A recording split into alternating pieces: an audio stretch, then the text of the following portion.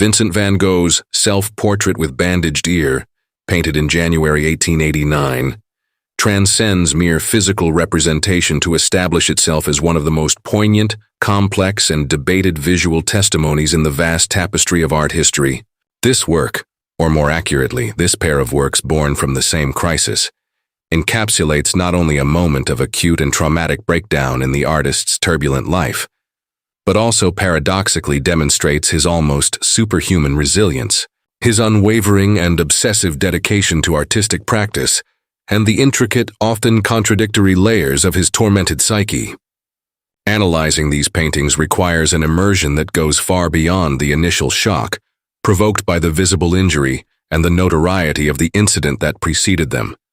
It demands delving into the feverish and volatile context of their creation.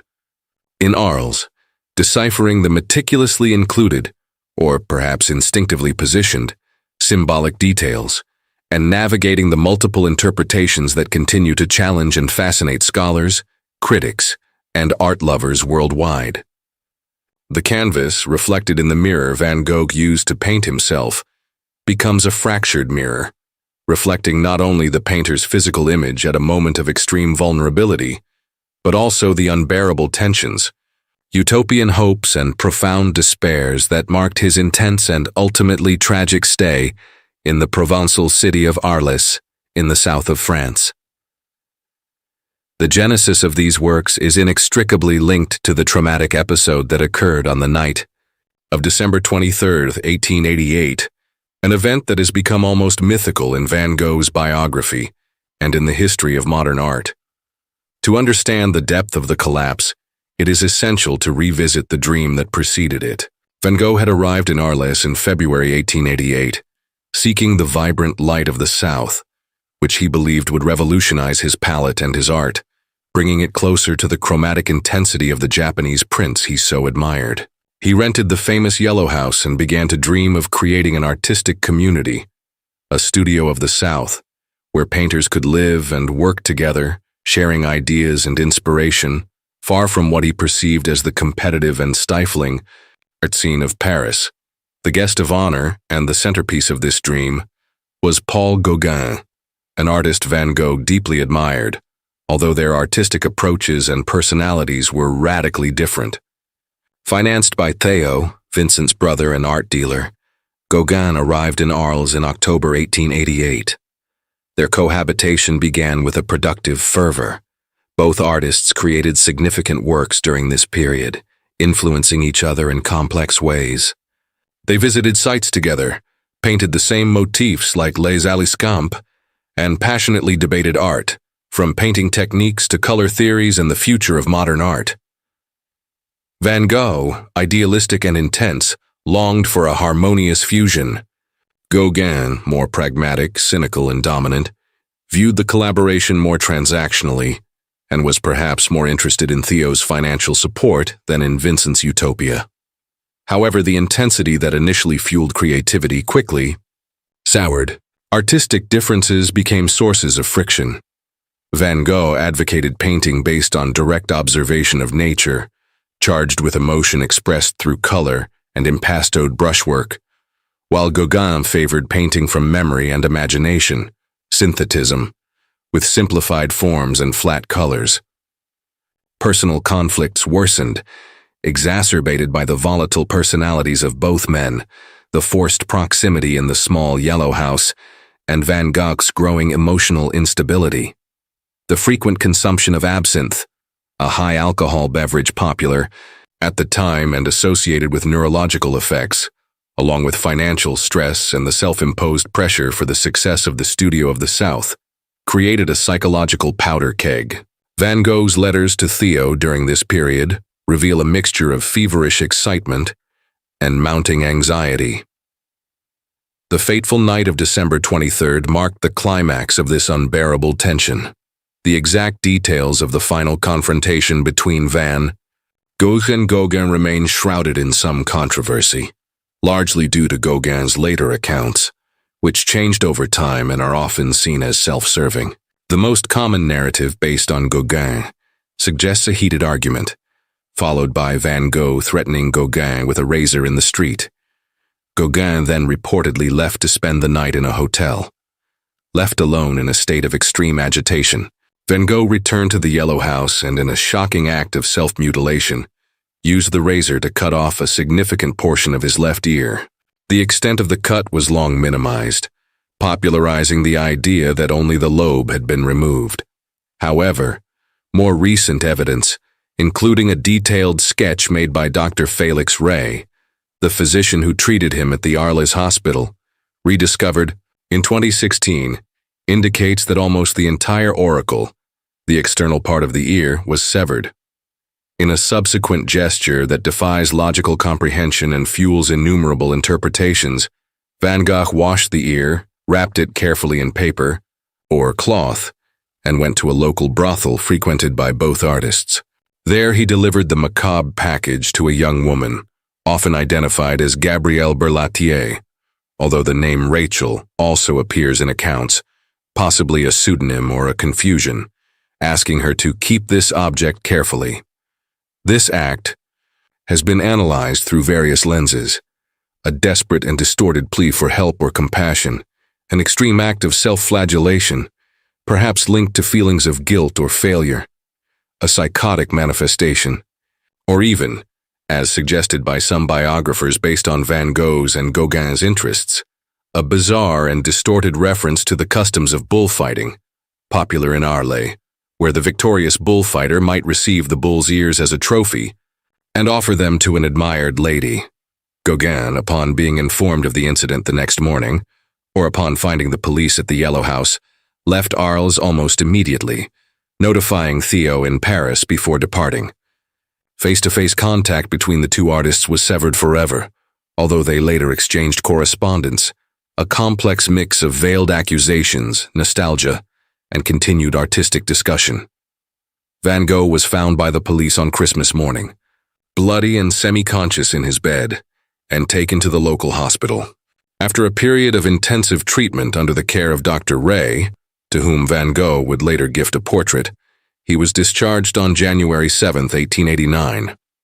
Almost immediately upon returning to the Yellow House, still in fragile physical and psychological recovery, Van Gogh turned to what he knew best, painting. It was in this state of delicate convalescence that he produced not one, but two self-portraits with his ear bandaged, mirrors of his recovery and self-affirmation. Two self-portraits, although dealing with the same subject and painted in quick succession, present significant differences in terms of composition, atmosphere, and details. The first version, and perhaps the better known and most frequently reproduced, is the Self-Portrait with Bandaged Ear and Pipe, dated January 1889, and currently in the Courtauld Gallery, London. In this painting, Van Gogh portrays himself in a three-quarter view, looking towards the viewer's right. He wears a heavy coat of a deep blue-green and a dark, fur-lined hat. The prominent white bandage covers his right ear, a direct result of using a mirror which inverted the image of his injured left ear and part of his jaw. He holds a lit pipe in his mouth, its smoke curling gently upwards. The background is notably divided into two zones of relatively flat color, a lower one in vibrant orange-red and an upper one in intense yellow. To the artist's right, on the wall behind him, one glimpses what is clearly identified as a Japanese print, a recurring element in his still lifes and portraits from the Arles period. The overall atmosphere of this work, despite the evident injury, conveys a certain stoic calm, perhaps a conscious attempt to impose order and normality onto the recent chaos. The second version, simply titled Self-Portrait with Bandaged Ear, and also from January 1889, belongs to a private collection, having previously been in the Nyarchos collection. In this interpretation, Van Gogh presents himself more frontally, although still slightly turned to the viewer's right. He wears the same fur hat but a different coat, perhaps simpler in appearance. The bandage is equally visible on the right ear, again reflecting the use of the mirror. A crucial difference lies in the absence of the pipe. Van Gogh is not smoking, which removes the element of calm contemplation present in the other version. The background is also radically different. Instead of the flat, vibrant colors of the Courtauld version, Here we have a darker, more textured background, dominated by deep red and orange tones, with more agitated brushstrokes suggesting a wall or a less defined, more oppressive interior space. A blank canvas or perhaps a window might be suggested to the left of the composition. The facial expression in this second work seems more tense, the gaze more direct, and possibly charged with greater vulnerability or anxiety. The overall atmosphere is undeniably more somber, more claustrophobic, and perhaps more directly reflects the underlying anguish of the artist's state. Some scholars hypothesize that this may have been the first of the two versions to be painted, capturing a raw, more immediate emotional state after the trauma. The production of both works so close to the traumatic event is, in itself, remarkable. It reveals not only Van Gogh's compulsive need to process and document his experiences through painting, but also a powerful attempt to reaffirm his identity as an artist, to regain control through the creative act, even as his personal life seemed to be irremediably collapsing.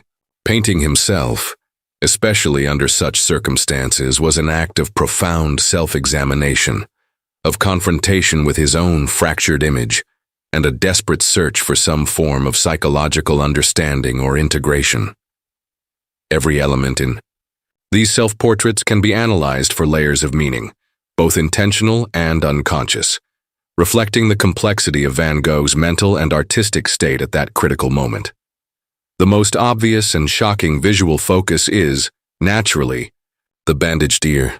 The stark white bandage contrasts sharply with the warm colors of the face and background, especially in the Cogitart version. It directly symbolizes the recent physical pain, the violent act of self-mutilation, and the profound psychological trauma. However, the way it is depicted, clean, almost clinical, might also suggest the beginning of the healing process, an effort to contain the wound and strive for recovery. Its prominence transforms the injury into a kind of disturbing emblem, a visible and indelible mark of the crisis the artist was undergoing. The inversion caused by the mirror, showing the right ear bandaged in the painting while the left was injured in reality, serves as a constant reminder of the mediated and constructed nature of the self-portrait. Van Gogh is not just showing the wound to the viewer, he is painting himself dealing with the wound, using the tools of his art to process and represent the experience. Complementing the visual force of the bandage is the intensity of Van Gogh's Gogh. In both versions, his eyes are penetrating, fixing the viewer, or more accurately, the artist's own reflection in the mirror, with remarkable force.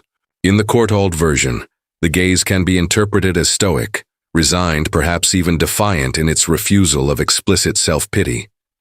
In the private collection, Nyarko's version, the gaze might appear more haunted, more direct in its exposed vulnerability. In both cases, the eyes, often described as the windows to the soul, become the psychological epicenter of the painting, conveying a depth of feeling and emotional complexity that words might struggle to capture adequately. The carefully applied green and blue tones in the eyes contrast with the warmer skin tones, further enhancing their visual and psychological impact. In the Cogitart version, another element attracts attention and invites interpretation: the inclusion of the smoking pipe. Its presence is particularly intriguing. On the one hand, it might represent an attempt to return to normalcy, a familiar daily habit serving to anchor the artist in a known routine amidst extreme turmoil. The act of smoking a pipe is often associated with contemplation, calmness, philosophical reflection. Perhaps a mask of tranquility Van Gogh tries to project over the internal chaos, or even a genuine moment of pause and introspection sought by the artist. On the other hand, the gently rising smoke can be seen symbolically as something ephemeral, a dissipating thought, or even a symbol of life itself and the flame of creativity that persist despite overwhelming suffering. Its marked absence in the other version makes its presence here even more significant, highlighting it as a deliberate compositional and symbolic choice by Van Gogh. The artist's attire, specifically the fur hat and heavy coat he wears despite presumably being inside the yellow house, can also carry multiple interpretations. It might reflect a practical necessity due to the cold Provençal winter, and perhaps inadequate heating in the modest house. Symbolically, however, these garments could represent a form of protection, an armor against the hostile outside world or against the internal chill of loneliness, anxiety, and anguish. The hat, in particular, serves to frame the face effectively, accentuating the focus on the facial expression and the ear-covering bandage. The colors chosen for these items of clothing, the deep, rich blue-green in the Cogitart version, more neutral and perhaps somber tones in the Nyarkos version, contribute significantly to the overall palette and the distinct mood of each painting. Still within the Cogitart version, the background holds additional significance, especially due to the explicit presence of a Japanese ukiyo-e print. Van Gogh was a passionate collector and fervent admirer of Japanese art, seeing in it an ideal of harmony, compositional clarity, elegant simplicity, and a profound spiritual connection with nature, qualities he ceaselessly sought in his own art and life. He frequently incorporated stylistic elements of Japonisme into his works, such as the use of flat, vibrant colors, strong defining outlines, and unusual or flattened perspectives. The inclusion of the print here, often identified as geishas, in a landscape by Keisai Eisen, or a similar representative work of the genre, functions as a powerful visual and symbolic counterpoint to the artist's personal crisis.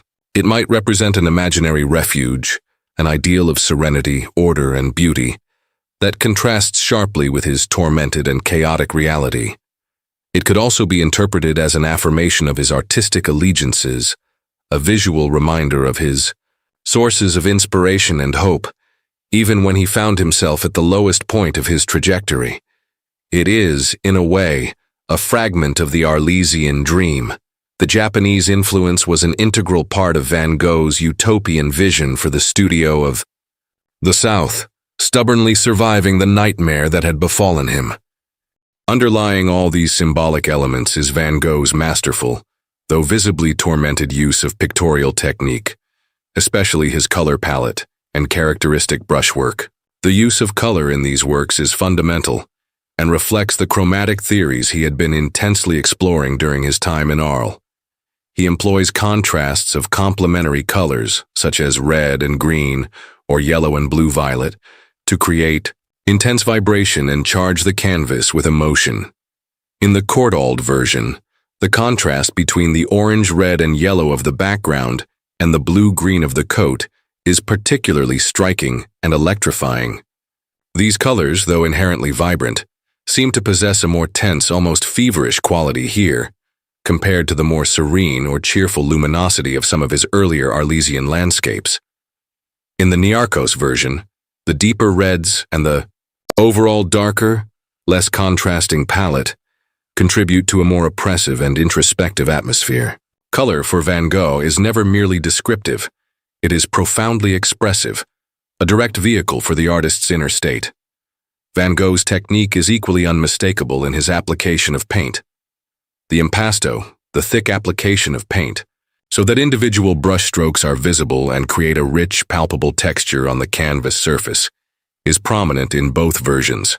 The brushstrokes are energetic, often swirling, comma-shaped, or in short directional dashes, conveying a sense of pulsating vitality and contained movement, even in the relatively static pose of the self-portrait. This vibrant energy contained within the brushwork contrasts dramatically with the apparent stillness or stoicism of the depicted figure, creating a dynamic tension on the canvas surface that mirrors the artist's internal tensions.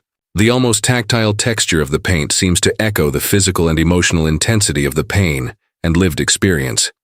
It is crucially important to approach these works, and Van Gogh's life in general, with sensitivity and analytical rigor, carefully avoiding the easy and reductive pitfalls of the romantic mad genius stereotype. Although Van Gogh was undeniably experiencing a severe mental health crisis, the exact nature of which is still debated among medical experts and biographers, with hypotheses including temporal lobe epilepsy, bipolar disorder, borderline personality disorder, chronic effects of absinthe abuse and malnutrition, or a combination thereof. These paintings are not simple products of uncontrollable delirium or a disordered mind.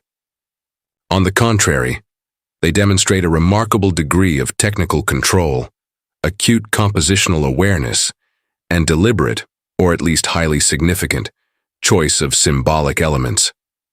The conscious decision to paint himself in this vulnerable state, the undeniable skill in technical execution, the consistent application of his color and brushwork theories developed over years, and the careful inclusion of meaningful elements like the Japanese print, all point to an artist who, even amidst the most profound personal collapse, maintained surprising command over his craft and visual language. His letters, written during periods of lucidity, even during or after stays in asylums, reveal an articulate mind, deeply engaged with artistic and philosophical questions, and genuinely concerned about his work, his brother Theo, and others. Therefore, the self-portrait with bandaged ear can be interpreted less as a passive cry of despair or a direct manifestation of madness, and more as an active and powerful affirmation of resistance. It is an act of relentless self-examination, an attempt to process trauma through the means most familiar and essential to him, and, fundamentally, a reaffirmation of his primary and inalienable identity, that of a painter. Art was, for Van Gogh, not just a passionate vocation, but a vital coping mechanism, a way of imposing some order onto overwhelming internal chaos and finding meaning and purpose even in the midst of the most acute suffering. Today, the self-portrait. With bandaged ear, particularly the Courtauld Gallery version, ranks among the most iconic and instantly recognizable images in the history of Western art, laden with cultural and biographical associations. Its fame transcends art world circles, becoming an almost universal cultural symbol of the tortured, misunderstood artist figure. However, its profound meaning and resonance extend far beyond this oversimplification.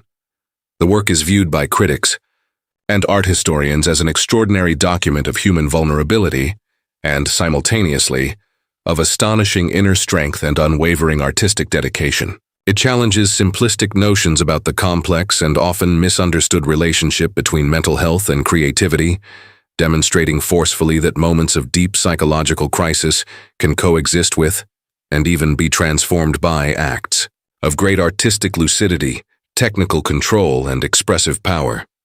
Van Gogh did not merely record his physical and psychological pain in an almost documentary fashion. He transmuted it, through the filter of his unique artistic vision, into an image of enduring aesthetic complexity and emotional force.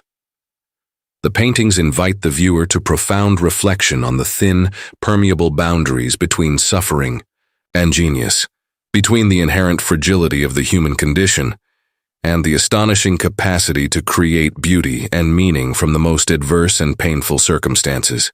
They continue to generate fruitful academic debate concerning Van Gogh's detailed biography, his possible medical conditions, the evolution of his artistic techniques, and the cultural and social context of the late 19th century that shaped his life and work. Furthermore, in our contemporary era, marked by greater awareness and more open dialogue about mental health, these works resonate in new and particularly poignant ways. They can be seen as a moving testament to the struggle against mental illness in a time when there was little scientific understanding, social empathy, or effective treatment available, and as a powerful reminder of the importance of creative expression as a valuable tool for processing difficult experiences, communicating the ineffable, and affirming one's own existence. Ultimately, the self-portrait with bandaged ear remains a timeless and profoundly moving testimony to the human capacity to confront one's own inner darkness and to create lasting beauty out of chaos and pain. It is a vivid and indelible reminder that art can be simultaneously an unsparing mirror, reflecting the soul's deepest anguish, and a powerful act of transcendence, self-affirmation, and even hope, however fragile and tenuous that hope may seem.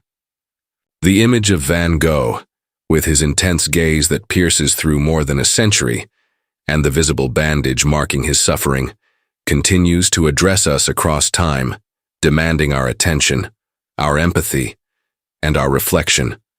while silently affirming the indelible and transformative power of art in the face of life's overwhelming adversity.